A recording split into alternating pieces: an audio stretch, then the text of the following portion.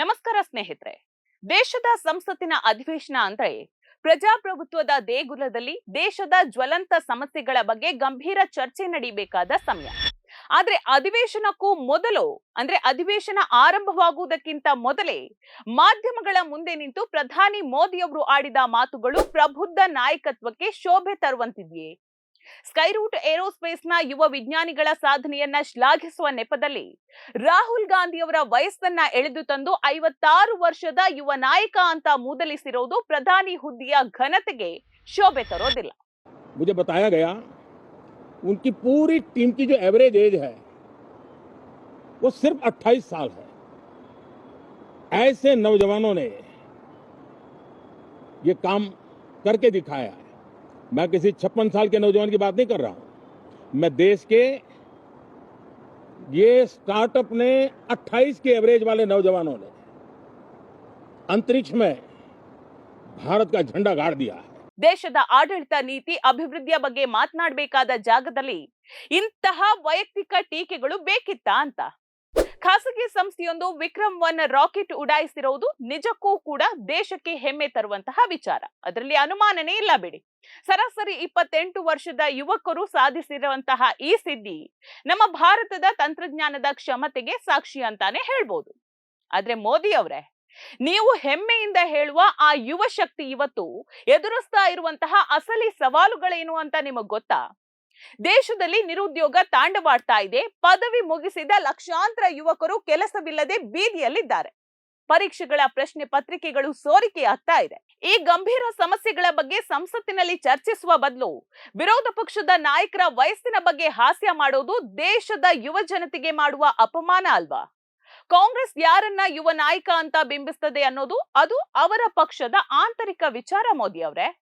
ಆದ್ರೆ ಪ್ರಧಾನಿಯಾಗಿ ನಿಮ್ಮ ಕರ್ತವ್ಯ ದೇಶದ ಸಂಸತ್ತನ್ನ ಜವಾಬ್ದಾರಿಯುತವಾಗಿ ನಡೆಸೋದು. ಪ್ರಜಾಪ್ರಭುತ್ವದಲ್ಲಿ ವಿರೋಧ ಪಕ್ಷದ ನಾಯಕರಿಗೆ ತಮ್ಮದೇ ಆದ ಗೌರವ ಇರ್ತದೆ. ಸಂಸತ್ತಿನ ಅಧಿವೇಶನ ಶುರುವಾಗುವಾಗ ಮೊದಲೇ ಪ್ರತಿಪಕ್ಷದ ನಾಯಕರನ್ನ ಪರೋಕ್ಷವಾಗಿ ಟೀಕಿಸುವ ಮೂಲಕ ಮೂಲಭೂತ ಸಮಸ್ಯೆಗಳಿಂದ ಜನರ ಗಮನವನ್ನ ಬೇರೆ ಕಡೆಗೆ ಸೆಳೆಯೋಗೆ ಯತ್ನಿಸಲಾಗ್ತಿದೆಯೇ ಅನ್ನುವಂತಹ ಪ್ರಶ್ನೆ ಈಗ ಪ್ರತಿಯೊಬ್ಬರಲ್ಲೂ ಮೂಡ್ತಾ ಇದೆ. ಯಾಕಂತ ಹೇಳಿದ್ರೆ, ಖಾಸಗಿ ವಲಯದಲ್ಲಿ ವಿಕ್ರಮ್-1 ರಾಕೆಟ್ ಉಡಾಯಿಸಿ ಯಶಸ್ಸು ಕಂಡ ಸ್ಕೈರೂಟ್ ತಂಡದ ಸಾಧನೆ ಪ್ರತಿಯೊಬ್ಬ ಭಾರತೀಯನೂ ಹೆಮ್ಮೆ ಪಡುವಂತದ್ದು. ಆದ್ರೆ ಈ ಐತಿಹಾಸಿಕ ಸಾಧನೆಯನ್ನ ವಿರೋಧ ಪಕ್ಷದ ನಾಯಕರನ್ನ ಹೀಯಾಳಿಸುವ ಅಸ್ತ್ರವಾಗಿ ಬಳಸ್ಕೊಂಡಿದ್ದು ಎಷ್ಟು ಸರಿ ಅಂತ. ಯುವ ವಿಜ್ಞಾನಿಗಳ ಶ್ರಮವನ್ನ ರಾಜಕೀಯ ಕೆಸರೆರಚಾಟಕ್ಕೆ ದಾಳ ಮಾಡ್ಕೊಳ್ಳೋದು ನಿಜಕ್ಕೂ ಒಳ್ಳೆಯ ನಾಯಕತ್ವದ ಲಕ್ಷಣವಂತೂ ಅಲ್ವೇ ಅಲ್ಲ. ಪ್ರಧಾನಿ ಅವರೇ, ನೀವು ಯುವ ಶಕ್ತಿಯ ಬಗ್ಗೆ ಹೆಮ್ಮೆಯಿಂದ ಮಾತನಾಡ್ತೀರಿ, ಸಂತೋಷ. ಆದ್ರೆ ಇಂದು ದೇಶದ ಕೋಟ್ಯಾಂತರ ಯುವಕರು ಎದುರಿಸ್ತಾ ಇರುವಂತಹ ಅಸಲಿ ದೈನಂದಿನ ಸವಾಲುಗಳ ಬಗ್ಗೆ ಯಾವತ್ತಾದ್ರೂ ನೀವು ಯೋಚಿಸಿದ್ದೀರಾ? ಪದವಿ ಪಡೆದು ಕೈಯಲ್ಲಿ ಸರ್ಟಿಫಿಕೇಟ್ ಹಿಡಿದು ಕೆಲಸಕ್ಕಾಗಿ ಅಲಿತಾ ಇರುವಂತಹ ಲಕ್ಷಾಂತರ ನಿರುದ್ಯೋಗಿ ಯುವಕರ ಕಷ್ಟ ನಿಮ್ಗೆ ಅರ್ಥ ಆಗ್ತಾ ಇದೆಯಾ? ಸರ್ಕಾರಿ ಪರೀಕ್ಷೆಗಳ ಪ್ರಶ್ನೆ ಪತ್ರಿಕೆಗಳು ಸೋರಿಕೆಯಾಗಿ ವರ್ಷಗಟ್ಟಲೆ ಶ್ರಮ ವಹಿಸಿದ ಅಭ್ಯರ್ಥಿಗಳ ಭವಿಷ್ಯ ಕತ್ತಲಲ್ಲಿ ತಳ್ಳಲ್ಪಡ್ತಾ ಇದೆಯಲ್ವಾ? ಆ ಯುವಕರ ಬಗ್ಗೆ ನಿಮ್ಮ ಜವಾಬ್ದಾರಿ ಏನು ಮೋದಿ ಅವರೇ? ಇನ್ನು ರಾಹುಲ್ ಗಾಂಧಿ ಕಳೆದ ಜೂನ್ ನಲ್ಲಿ 56 ವರ್ಷಕ್ಕೆ ಕಾಲಿಟ್ಟಿರಬಹುದು. ಕಾಂಗ್ರೆಸ್ ಪಕ್ಷ ಅವರನ್ನ ಯುವ ನಾಯಕ ಅಂತಾನೂ ಕರೀತಾ ಇರಬಹುದು. ಇವೆಲ್ಲವೂ ಅವರ ಪಕ್ಷದ ಆಂತರಿಕ ವಿಚಾರ. ಆದ್ರೆ ವಿಪಕ್ಷ ನಾಯಕನ ವಯಸ್ಸನ್ನೇ ಹಿಡಿದು ಸಾರ್ವಜನಿಕವಾಗಿ ವ್ಯಂಗ್ಯವಾಡೋದು ಪ್ರಧಾನಿ ಹುದ್ದೆಯಲ್ಲಿರುವವರಿಗೆ ಶೋಭೆ ತರೋದೇ ಇಲ್ಲ. ಪ್ರಜಾಪ್ರಭುತ್ವದಲ್ಲಿ ವಿರೋಧ ಪಕ್ಷದ ನಾಯಕ ಅಂತ ಹೇಳಿದ್ರೆ ಕೇವಲ ಒಬ್ಬ ವ್ಯಕ್ತಿ ಅಲ್ಲ, ಆತನ ಹಿಂದೆ ಕೋಟ್ಯಾಂತರ ಜನರ ಧ್ವನಿ ಇರ್ತದೆ. ಆ ಧ್ವನಿಯನ್ನ ವಯಸ್ಸಿನ ನೆಪದಲ್ಲಿ ಲಘುವಾಗಿ ಕಾಣೋದು ಸೂಕ್ತವೇ? ಸಂಸತ್ತಿನ ಅಧಿವೇಶನ ಆರಂಭವಾಗ್ತಾ ಇದ್ದಂತೆ ಬೆಲೆ ಏರಿಕೆ, ನಿರುದ್ಯೋಗ, ಗಡಿ ಭದ್ರತೆ ಮತ್ತು ರೈತರ ಸಮಸ್ಯೆಗಳ ಬಗ್ಗೆ ವಿಪಕ್ಷಗಳು ಸರ್ಕಾರವನ್ನ ತೊಳೆಯಲಿವೆ ಎಂಬುದು ಸ್ಪಷ್ಟವಾಗಿತ್ತು.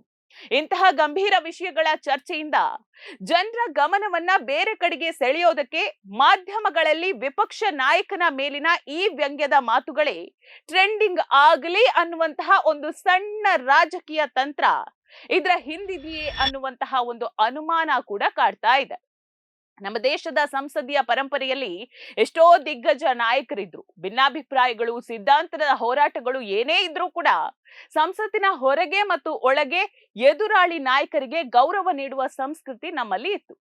ಆದ್ರೆ ಇಂದು ವ್ಯಕ್ತಿಗತ ನಿಂದನೆ, ಕೆಸರೆರಚಾಟ ಮತ್ತು ಮೂದಲಿಕೆಗಳೇ ಪ್ರಮುಖ ರಾಜಕೀಯ ಅಸ್ತ್ರಗಳಾಗಿರುವುದು ವಿಷಾದಕರ ಸಂಗತಿ. ದೇಶದ ಯುವ ಸಮುದಾಯಕ್ಕೆ ಇಂದು ಬೇಕಾಗಿರೋದು ರಾಜಕಾರಣಿಗಳ ಲಘು ಹೇಳಿಕೆಗಳು ಅಥವಾ ಒಬ್ರನ್ನೊಬ್ರು ಕಾಲೆಳೆಯುವಂತಹ ಮಾತುಗಳು ಅಲ್ಲ. ಅವರಿಗೆ ಬೇಕಿರೋದು ಗುಣಮಟ್ಟದ ಶಿಕ್ಷಣ, ನ್ಯಾಯಯುತ ಉದ್ಯೋಗ ಅವಕಾಶಗಳು, ಉದ್ಯಮಶೀಲತೆಗೆ ಬೆಂಬಲ ಮತ್ತು ಸುರಕ್ಷಿತ ಭವಿಷ್ಯ. ಈ ಮೂಲಭೂತ ಅಗತ್ಯಗಳನ್ನ ಪೂರೈಸುವಲ್ಲಿ ಸರ್ಕಾರಗಳು ಗಮನ ಹರಿಸಬೇಕೇ ಹೊರತು ವಯಸ್ಸಿನ ಲೆಕ್ಕಾಚಾರದಲ್ಲಿ ರಾಜಕೀಯ ಮಾಡೋದಲ್ಲ. ನೋಡ್ತಾ ಇರಿ ಸಮ ಸಮಾಜಕ್ಕಾಗಿ ಕನ್ನಡ ಒನ್ ನ್ಯೂಸ್. ನಮಸ್ಕಾರ.